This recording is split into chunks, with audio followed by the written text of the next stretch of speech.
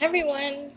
So today is a very special day. It is World Mental Health Day, and so we'll be talking a little bit about what does this mean. So every year I do a live and I try to talk about the theme and kind of the importance to globally, but specifically to Guyanese. So this year's theme is actually suicide prevention, which actually works out because just last month was Suicide Prevention Month, and so I was not able to do a video. So I'll be basically doing the video for both of the days today. So what does it mean? Why is it important that we acknowledge World Mental Health Day? Because for many people, mental health is a daily thing that they struggle with. So for myself as a psychologist, World Mental Health Day is every day for me, because every day of the year I am helping persons with their mental health. So every year, like I said, there's a theme. And so last year we would have had, I think it was a theme geared towards the elderly community, and then the year before mental health in the workplace. Now these themes are actually quite important because they give us a good understanding of the broad spectrum of where mental health is. So when I was in Barbados, I did a workshop with the Rotaract there for mental health in the workplace, which is pretty common. You're going to have persons who function enough whereby they can be working and they're going to have those same mental health challenges, but in the workplace. So for those who are interested, you can always go back to that video. I will repost it out on this page so you can see what we talked about that year. And then of course last year we talked about something else pertaining to the elderly community. And someone actually stopped me in Giftland yesterday and was like, hey, like what's this deal with the 18, 19, 20-year-olds who are committing suicide? And I'm like, well, this conversation is way too short for me to explain everything, but there's actually a whole other percentage we're not talking about, which is the elderly community. So for those who are interested, go back to that other video from last year. I'll be posting that one as well. So this year, like I said, is suicide prevention. Why do we need to talk about suicide prevention when we talk about mental health? Because many persons who have mental health disorders do often have moments or times when they may be either thinking about, contemplating, or attempting suicide, and then of course those who have succumbed to their suicide attempts. And I don't think a day goes by in Guyana where someone isn't attempting and or dying from their suicide attempt. So it's very important that this theme is included when we think about mental health. So oftentimes people say, Riza, what do I do? What do I do if someone I know is suffering from a mental health issue or is also thinking about suicide? And I think a lot of times persons don't really want to die. Let me say that again. Oftentimes people just really don't want to die. And I think that that's not understood thoroughly enough. I think people look at persons who are suicidal, who have mental health issues, as attention seeking, and some of their behavior may not be considered, we don't consider it attention seeking, but there are some disorders that do carry a bit more what they call reassurance seeking behavior. And so they're basically feeling terrible and they're hoping that someone will make them realize, or enough people will say, hey, you're not this terrible person. And so they're often kind of inciting things, or they're really just speaking their mind. They're really telling you, hey, I really do hate myself. And that's really sad, And we just don't have the capacity, especially in Guyana, whereby we're sensitive enough, And like last night, I went to watch The Joker, and I didn't really know what I was getting myself into. And I kind of turned to my partner. They're like, FYI, it's kind of disturbing. And I'm like, thanks, because on my off day, I want to be watching a disturbing psycho thriller. Sometimes I do, but I just was really surprised, and so was my partner. And they're like, Riza, didn't you realize how many people were laughing at some of the behaviors of the Joker? And I will do a video later on, the psychoanalyzing of the Joker, the movie, and kind of give you some understanding of like what was really happening. So I'll probably do that like next week or so. But the whole point is that Guyanese were laughing because they just don't have the understanding that this is real. It's not a joke. They do these things because of brain damage. They do this because of a chemical imbalance. They do this because they were abused as children. And so the Anira Counseling Psychological Services page is aimed at education, awareness, and of course giving people tools. So before I finish this video today, we're definitely going to talk a little bit about what to do when someone's talking about suicide, maybe gesturing, what they call suicide gesturing, and also how sometimes people are telling us that they want to die or are in a lot of pain without actually saying, hey, I'm thinking about committing suicide. Because a lot of times, let's be honest, how many people here know someone who's committed suicide or attempted to commit suicide and had no clue? Like, let's talk about just briefly about this suicide that's in the newspapers today, about the 27-year-old mother with an 8-year-old and a 3-year-old. Everyone was like, in the article was like, we didn't see any signs of her having any issues and stuff like that. That's because a lot of people with mental health issues suffer in silence for years. I mean, I've had clients who have had mental health issues anywhere between 2 years to 10 years, and we just don't understand the ramification of someone walking around with a mental health condition for several years. You're going to, at some point in time, be so fed up, so sad, so anxious, so angry at either people or yourself, and hate yourself and hate the things that you tell yourself. And of course, we don't stop to ask who put those in that person's head. All the, am I good enough? Will I ever be good enough? I'm ugly, I'm fat, I'm not smart, I didn't pass CXCs, I did bad at common entrance. Like, these are the things that people come and sit in my office and say. And you spend so much time just, I always tell my clients, think of it as you on a hamster wheel, and you're just going and going, and no one stops to put a spoke, as I say, put a spoke in your negative thinking, put a spoke in the wheel to put a stop in your negative thinking. And you think so negatively about yourself, the people around you, the country you're in, your job, your relationships, that your family, that you're just really, really getting fed up and you're getting hopeless. A lot of times people don't just pick themselves up and be like, today I'm going to kill myself. Sometimes they do, but that's because they've already had ideation at some point in time in their mental health. Most people with mental health conditions will at some point in time have suicide ideation. We're not saying that they're going to contemplate, we're not saying that they're going to commit, right? And many people may attempt to commit suicide and have multiple thoughts about suicide before they actually even commit the act or even die. So, and the thing is, for many years, some people are even testing the methods. Like, I've had clients who was like, I had a client who tried several methods in the matter of one night just to die, and they still didn't end up dying, and so sometimes that's a whole other discussion. What happens to the person who attempts to commit suicide or attempts to harm themselves and doesn't die?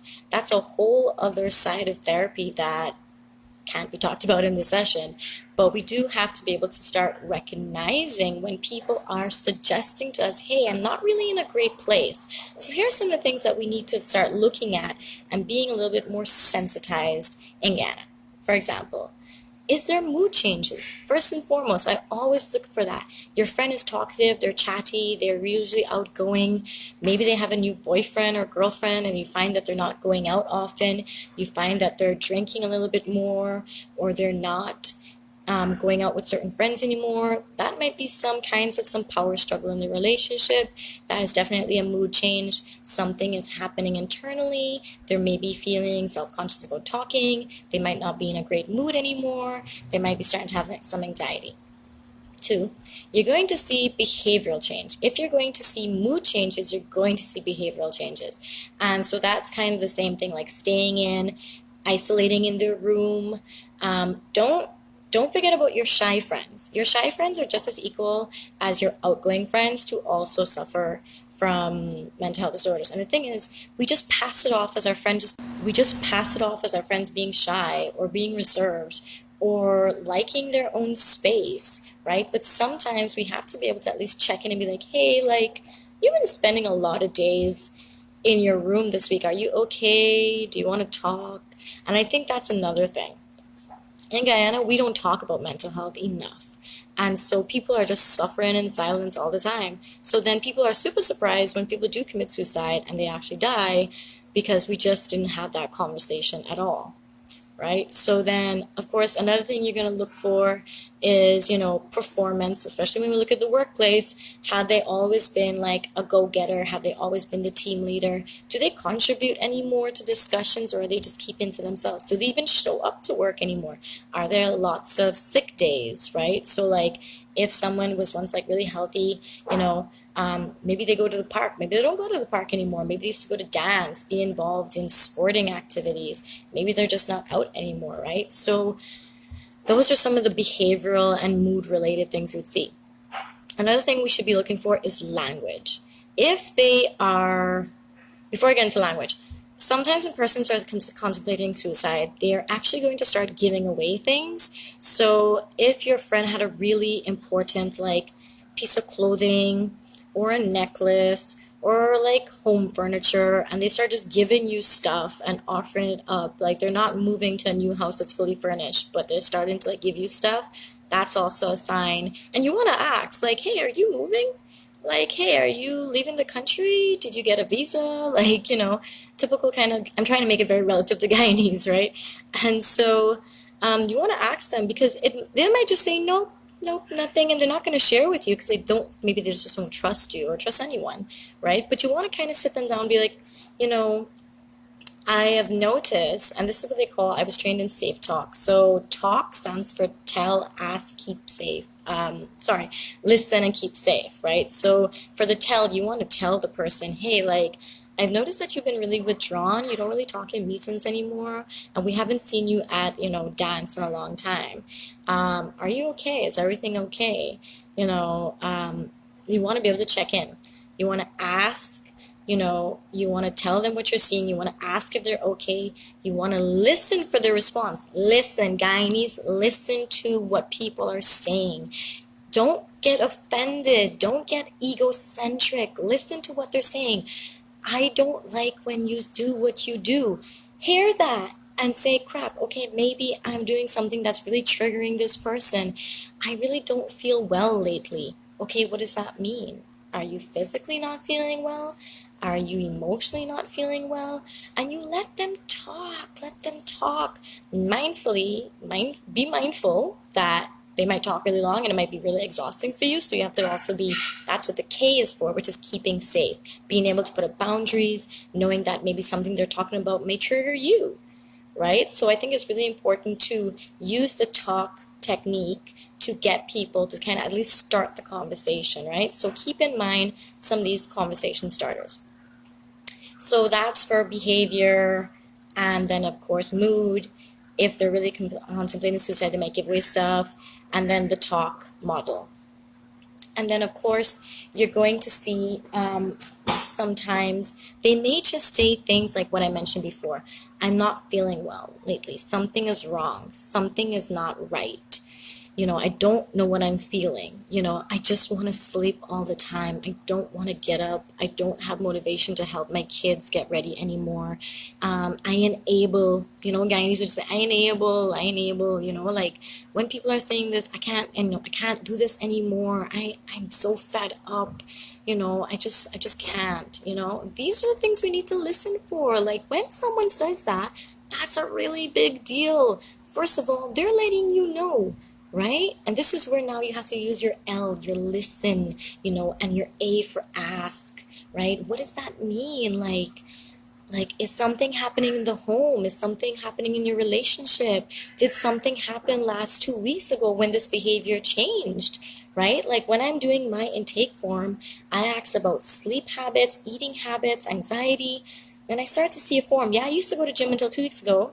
Yeah, I used to do that until 2 weeks ago. Yeah, I was eating until 2 weeks ago. Okay, so let's talk about what happened 2 weeks ago, right? And that's how you find out sometimes people have been attacked. They were robbed. Their partner, maybe they got into a really bad argument. Someone got hit, So sometimes it's a matter of just looking for patterns and caring enough to pay attention to your coworkers, caring enough to pay attention to your children, caring enough to pay attention to your friends, right?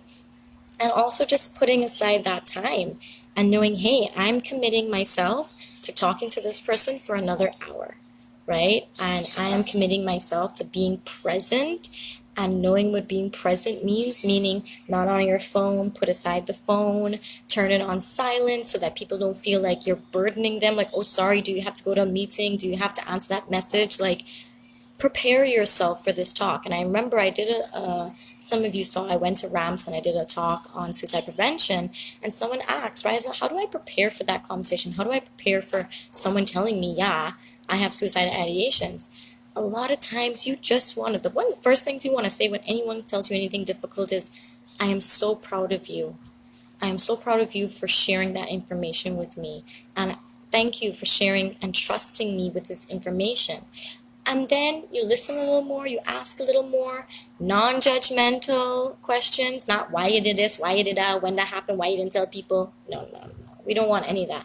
Too many whys are very defensive. Try not to use whys, guys, right? So non-judgmental questions, make it a positive space, make it a non-distractive space. Prepare yourself emotionally. Hey, this person might tell me something really bad, or this person may not have anything to tell me. Maybe they're just going through like a breakup and it has to follow suit. This breakups just have a process and they're really sucky in the beginning. Hey, do you want us to go and catch a coffee? Hey, do you want us to catch a movie? Because remember, when things are happening, people just want to naturally just do what their body says, which is to usually isolate and ignore help and not open up and not talk.